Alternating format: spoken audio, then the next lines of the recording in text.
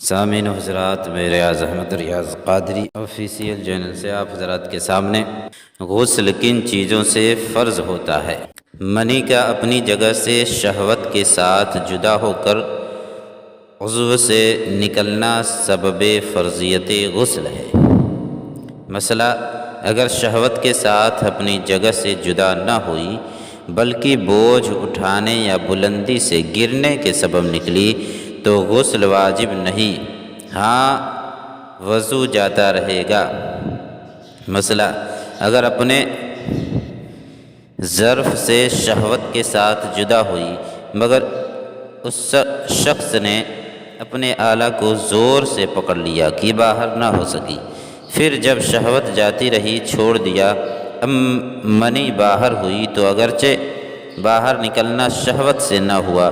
مگر چونکہ اپنی جگہ سے شہوت کے ساتھ جدا ہوئی لہذا غسل واجب ہوا،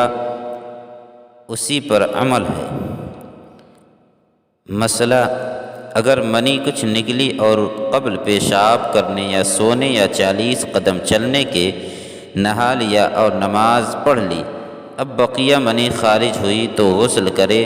کہ یہ اسی منی کا حصہ ہے جو اپنے محل سے شہوت کے ساتھ جدا ہوئی تھی اور پہلے جو نماز پڑھی تھی ہو گئی، اس کے اعادہ کی حاجت نہیں۔ اور اگر 40 قدم چلنے یا پیشاب کرنے یا سونے کے بعد غسل یا پھر منی بلا شہوت نکلی تو غسل ضروری نہیں اور یہ پہلی کا بقیہ نہیں کہی جائے گی۔ مسئلہ: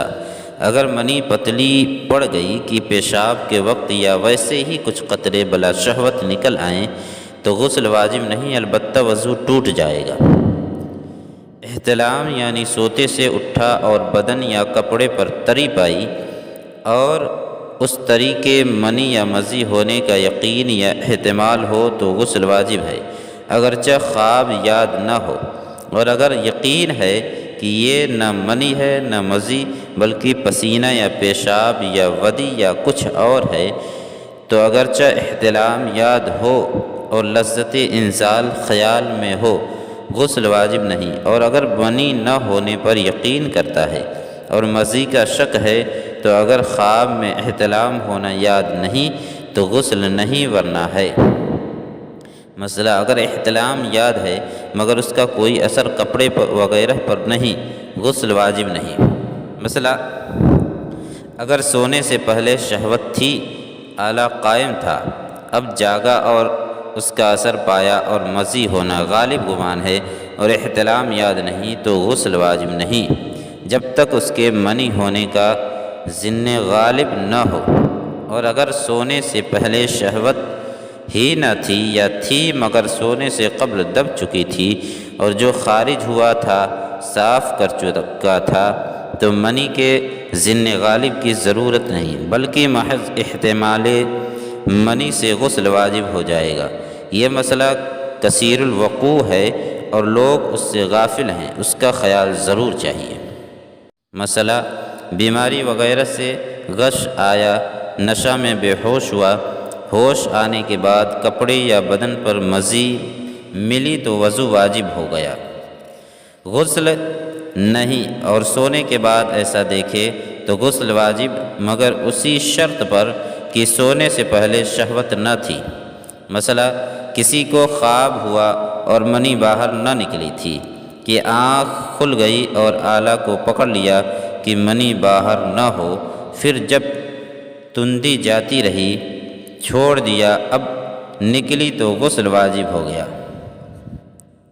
مسئلہ: نماز میں شہوت تھی اور منی اترتی ہوئی معلوم ہوئی مگر ابھی باہر نہ نکلی تھی کہ نماز پوری کر لی، اب خارج ہوئی تو غسل واجب ہوگا مگر نماز ہو گئی۔ مسئلہ: کھڑے یا بیٹھے یا چلتے ہوئے سو گیا، آنکھ کھلی تو مزی پائی، غسل واجب ہے۔ مسئلہ: رات کو احتلام ہوا، جاگا تو کوئی اثر نہ پایا، وضو کر کے نماز پڑھ لی، اب اس کے بعد منی نکلی، غسل اب واجب ہوا اور وہ نماز ہو گئی۔ مسئلہ: عورت کو خواب ہوا تو جب تک منی فرج داخل سے نہ نکلے غسل واجب نہیں۔ مسئلہ مرد و عورت ایک چارپائی پر سوئے، بعد بیداری بستر پر منی پائی گئی اور ان میں ہر ایک احتلام کا منکر ہے۔ احتیاط یہ ہے کہ بہرحال دونوں غسل کریں اور یہی صحیح ہے۔ مسئلہ لڑکے کا بلوغ احتلام کے ساتھ ہوا، اس پر غسل واجب ہے۔ حشفہ یعنی سر ذکر کا عورت کے آگے یا پیچھے یا مرد کے پیچھے داخل ہونا دونوں پر غسل واجب کرتا ہے۔ شہوت کے ساتھ ہو یا بغیر شہوت، انزال ہو یا نہ ہو، بشرطے کہ دونوں مکلف ہوں، اور اگر ایک بالغ ہے تو اس بالغ پر فرض ہے، اور نابالغ پر اگرچہ غسل فرض نہیں مگر غسل کا حکم دیا جائے گا۔ مثلا مرد بالغ ہے اور لڑکی نابالغ تو مرد پر فرض ہے، اور لڑکی نابالغہ کو بھی نہانے کا حکم ہے، اور لڑکا نابالغ ہے اور عورت بالغہ ہے تو عورت پر فرض ہے اور لڑکے کو بھی حکم دیا جائے گا۔ مسئلہ اگر حشفہ کاٹ ڈالا ہو تو باقی عضو تناسل میں کا اگر حشفہ کی قدر داخل ہو گیا، جب بھی وہی حکم ہے جو حشفہ داخل ہونے کا ہے۔ مسئلہ اگر چوپایا یا مردہ یا ایسی چھوٹی لڑکی سے جس کی مثل سے صحبت نہ کی جا سکتی ہو وطی کی تو جب تک انزال نہ ہو غسل واجب نہیں۔ مسئلہ عورت کی ران میں جمع کیا اور انزال کے بعد منی فرج میں گئی یا کنواری سے جمع کیا اور انزال بھی ہو گیا مگر بکارت زائل نہ ہوئی تو عورت پر غسل واجب نہیں۔ ہاں اگر عورت کے حمل رہ جائے تو اب غسل واجب ہونے کا حکم دیا جائے گا، اور وقت مجامعت سے جب تک غسل نہیں کیا ہے تمام نمازوں کا اعادہ کرے۔ مثلا عورت نے اپنی فرج میں انگلی یا جانور یا مردے کا ذکر یا کوئی چیز ربڑ یا مٹی وغیرہ کی مثل ذکر کے بنا کر داخل کی تو جب تک انزال نہ ہو غسل واجب نہیں۔ اگر جن آدمی کی شکل بن کر آیا اور عورت سے جمع کیا تو حشفہ کے غالب ہونے ہی سے غسل واجب ہو گیا۔ آدمی کی شکل پر نہ ہو تو جب تک عورت کو انزال نہ ہو غسل واجب نہیں۔ یوں ہی اگر مرد نے پری سے جمع کیا اور وہ اس وقت انسانی شکل میں نہیں بغیر انزال وجوب غسل نہ ہوگا، اور شکل انسانی میں ہے تو صرف غیبت حشفہ سے واجب ہو جائے گا۔ مثلا غسل جمع کے بعد عورت کے بدن سے مرد کی بقیہ منی نکلی تو اس سے غسل واجب نہ ہوگا، البتہ وضو جاتا رہے گا۔ فائدہ: ان تینوں وجوہ سے جس پر نماز فرض ہو اس کو جنب اور ان اسباب کو جنابت کہتے ہیں۔ حیض سے فارغ ہونا، نفاس کا ختم ہونا، مثلا بچہ پیدا ہوا اور خون بالکل نہ آیا تو صحیح یہ ہے کہ غسل واجب ہے۔ حیض و نفاس کی کافی تفصیل انشاءاللہ جلیل حیض کے بیان میں آئے گا۔ مثلا کافر مرد یا عورت جنب ہے یا حیض و نفاس والی کافرہ عورت اب مسلمان ہوئی، اگرچہ اسلام سے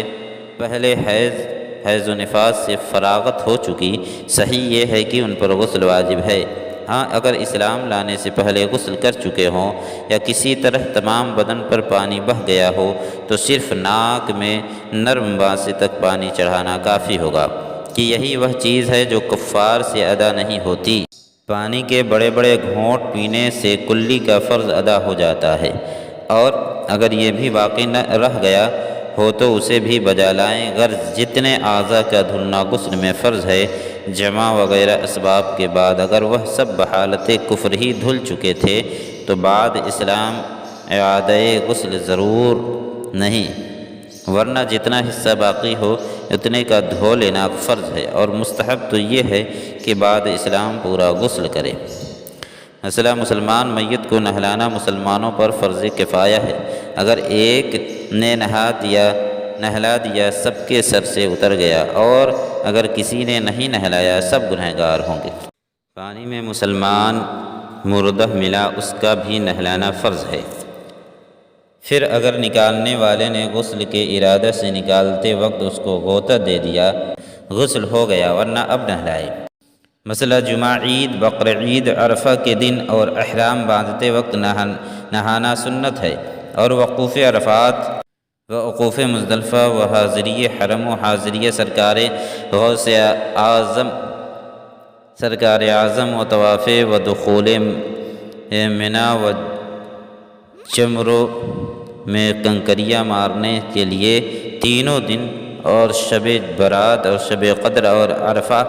کی رات، اور مجلس میلاد شریف اور دیگر مجالس خیر کی حاضری کے لیے، اور مردہ نہلانے کے بعد، اور مجنون کو جنون جانے کے بعد، اور غشی سے افاقہ کے بعد، اور نشہ جاتے رہنے کے بعد، اور گناہ سے توبہ کرنے اور نیا کپڑا پہننے کے لیے، اور سفر سے آنے والے کے لیے استحاضہ کا خون بند ہونے کے بعد نماز کسوف و خسوف و استسقاء، اور خوف و تاریکی اور سخت آندھی کے لیے، اور بدن پر نجاست لگی اور یہ معلوم نہ ہوا کہ کس جگہ ہے، ان سب کے لیے غسل مستحب ہے۔ مسئلہ حج کرنے والے پر 10ویں ذی الحجہ کو 5 غسل ہے۔ وقوف مزدلفہ، دخول منا، جمرہ پر کنکریاں مارنا، دخول مکہ، طواف، جبکہ یہ 3 پچھلی باتیں بھی 10ویں ہی کو کرے، اور جمعہ کا دن ہے تو غسل جمعہ بھی۔ یوں ہی اگر عرفہ یا عید جمعہ کے دن پڑے تو یہاں والوں پر 2 غسل ہوں گے۔ مسئلہ جس پر چند غسل ہوں، سب کی نیت سے 1 غسل کر لیا، سب ادا ہو گئے، سب کا ثواب ملے گا۔ مسئلہ عورت جنب ہوئی اور ابھی غسل نہیں کیا تھا کہ حیض شروع ہو گیا، تو چاہے اب نہا لے یا بعد حیض ختم ہونے کے۔ مسئلہ جنب نے جمعہ یا عید کے دن غسل جنابت کیا اور جمعہ اور عید وغیرہ کی نیت بھی کر لی، سب ادا ہو گئے، اگر اسی غسل سے جمعہ اور عید کی نماز ادا کر لے۔ مسئلہ عورت کو نہانے یا وضو کے لیے پانی مول لینا پڑے تو اس کی قیمت شوہر کے ذمے ہے، بشرطے کہ غسل و وضو واجب ہوں یا بدن سے میل دور کرنے کے لیے نہائے۔ مسئلہ جس پر غسل واجب ہے اسے چاہیے کہ نہانے میں تاخیر نہ کرے۔ حدیث میں ہے جس گھر میں جنب ہو اس میں رحمت کے فرشتے نہیں آتے، اور اگر اتنی دیر کر چکا کہ نماز کا آخر وقت آ گیا تو اب فوراً نہانا فرض ہے، اور اب تاخیر کرے گا گنہگار ہوگا۔ اور کھانا یا عورت سے جمع کرنا چاہتا ہے تو وضو کر لے یا ہاتھ منہ دھو لے، کلی کر لے، اور اگر ویسے ہی کھا پی لیا تو گناہ نہیں مگر مکروہ ہے اور محتاجی لاتا ہے، اور بے نہائے یا وضو کیے جمع کر لیا تو بھی کچھ گناہ نہیں، مگر جس کو احتلام ہوا بے نہائے اس کو عورت کے پاس جانا نہ چاہیے۔ مسئلہ رمضان میں اگر رات کو جنب ہوا تو بہتر یہی ہے کہ قبل طلوع فجر نہا لے کہ روزے کا ہر حصہ جنابت سے خالی ہو، اور اگر نہیں نہایا تو بھی روزہ میں کچھ نقصان نہیں، مگر مناسب یہ ہے کہ گرگرہ اور ناک میں جڑ تک پانی چڑھانا، یہ 2 کام طلوع فجر سے پہلے کر لے کہ پھر روزے میں نہ ہو سکیں گے۔ اور اگر نہانے میں اتنی تاخیر کی کہ دن نکل آیا اور نماز قضا کر دی تو یہ اور دنوں میں بھی گناہ ہے اور رمضان میں اور زیادہ۔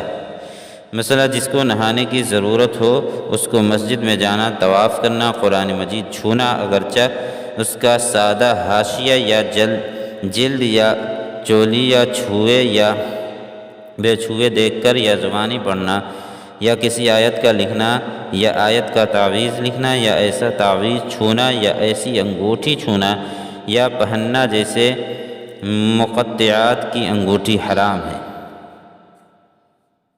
مسئلہ اگر قرآن عظیم جزدان میں ہو تو جزدان پر ہاتھ لگانے میں حرج نہیں، یوں ہی رومال وغیرہ کسی ایسے کپڑے سے پکڑنا جو نہ اپنا تابع ہو نہ قرآن مجید کا تو جائز ہے۔ کرتے کی آستین، دوپٹے کی آنچل سے یہاں تک کہ چادر کا ایک کونا اس کے موڈھے پر ہے، دوسری کونے سے چھونا حرام ہے کہ یہ سب اس کے تابع ہیں، جیسے چولی قرآن مجید کے تابع تھی۔ مثلا اگر قرآن کی آیت دعا کی نیت سے یا تبرک کے لیے جیسے بسم اللہ الرحمن الرحیم یا ادائے شکر کو یا چھینک کے بعد الحمدللہ رب العالمین یا خبر پریشان پر انا للہ و انا الیہ راجعون کہا، یا بنیت ثنا پوری سورہ فاتحہ یا آیت الکرسی یا سورہ حشر کی پچھلی 3 آیتیں واللہ الذی لا الہ الا ہو سے آخر تک پڑھیں، اور ان سب صورتوں میں قرآن کی نیت نہ ہو تو کچھ حرج نہیں۔ یوں ہی تینوں قل بلا لفظ قل بنیت ثنا پڑھ سکتا ہے اور لفظ قل کے ساتھ نہیں پڑھ سکتا، اگرچہ بنیت ثنا ہی ہو کہ اس صورت میں ان کا قرآن ہونا متعین ہے، نیت کو کچھ دخل نہیں۔ مسئلہ بے وضو کو قرآن مجید یا اس کی کسی آیت کا چھونا حرام ہے، بے چھوئے زبانی یاد دیکھ کر پڑھے تو کوئی حرج نہیں۔ مسئلہ روپیہ پر آیت لکھی ہو تو ان سب کو یعنی بے وضو اور جنب اور حیض و نفاس والی کو اس کا چھونا حرام ہے۔ ہاں اگر تھیلی میں ہو تو تھیلی اٹھانا جائز ہے۔ یوں ہی جس برتن یا گلاس پر سورہ یا آیت لکھی ہو اس کا چھونا بھی ان کو حرام ہے، اور اس کا احتمال سب کو مکروہ مگر جبکہ خاص بنیت شفا ہو۔ مسئلہ قرآن کا ترجمہ فارسی یا اردو یا کسی اور زبان میں ہو، اس کے بھی چھونے اور پڑھنے میں قرآن مجید ہی کا ایسا حکم ہے۔ مسئلہ قرآن مجید دیکھنے میں ان سب پر کچھ حرج نہیں، اگرچہ حروف پر نظر پڑے اور الفاظ سمجھ میں آئیں اور خیال میں پڑھتے جائیں۔ مسئلہ ان سب کو فقہ و تفسیر و حدیث کی کتابوں کا چھونا مکروہ ہے، اور اگر ان کو کسی کپڑے سے چھوا اگرچہ اس کو پہنے یا اوڑھے ہوئے ہو تو حرج نہیں، مگر موضع آیت پر ان کتابوں پر بھی ہاتھ رکھنا حرام ہے۔ مسئلہ ان سب کو توریت، زبور، انجیل کو پڑھنا چھونا مکروہ ہے۔ مسئلہ درود شریف اور دعاؤں کے پڑھنے میں انہیں حرج نہیں، مگر بہتر یہ ہے کہ وضو یا کلی کر کے پڑھیں۔ مسئلہ ان سب کو اذان کا جواب دینا جائز ہے۔ مسئلہ مصحف شریف اگر ایسا ہو جائے کہ پڑھنے کے کام میں نہ آئے تو اسے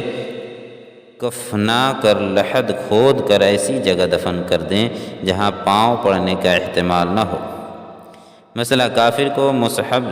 مصحف چھونے نہ دیا جائے بلکہ مطلقاً حروف اس سے بچائیں۔ مسئلہ قرآن سب کتابوں کے اوپر رکھیں، پھر تفسیر، پھر حدیث، پھر باقی دینیات اعلی حسب مراتب۔ مسئلہ کتاب پر کوئی دوسری چیز نہ رکھی جائے، حتیٰ کہ قلم دوات، حتیٰ کہ وہ صندوق جس میں کتاب ہو اس پر کوئی چیز نہ رکھی جائے۔ مسئلہ مسائل یا دینیات کے اوراق میں پڑیا باندھنا، جس دسترخوان پر اشعار وغیرہ کچھ تحریر ہو اس کو کام میں لانا، یا بچھونے پر کچھ لکھا ہو اس کا استعمال منع ہے۔ یہ تھے غسل کے فرض ہونے کی وجوہات۔ آپ ذرا چینل کو سبسکرائب کر لیں، شیئر کریں، لائک کریں، کمنٹ کریں۔